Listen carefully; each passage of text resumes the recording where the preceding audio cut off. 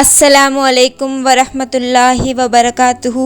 సహీ బుఖారీ హదీస్ అధ్యాయం 12. మీ సంపాదనలోని మేలైన పవిత్రమైన దానిని ఖర్చు పెట్టండి అన్న దైవాదేశం గురించి. హదీస్ నంబర్ 279.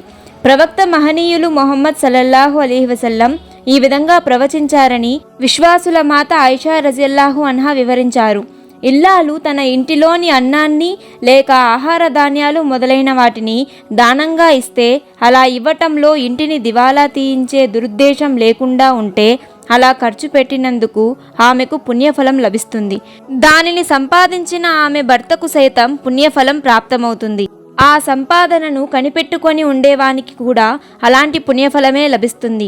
ఎవరి పుణ్యఫలం కూడా మరొకరి పుణ్యాన్ని తగ్గించదు. హదీస్ నంబర్ 280.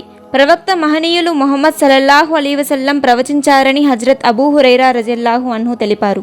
ఒకవేళ ఇల్లాలు తన భర్త సంపాదనను అతని అనుమతి లేకుండా కొంత దానం చేసినట్లయితే భర్తకు లభించే పుణ్యఫలంలో సగభాగం ఆమెకు లభిస్తుంది.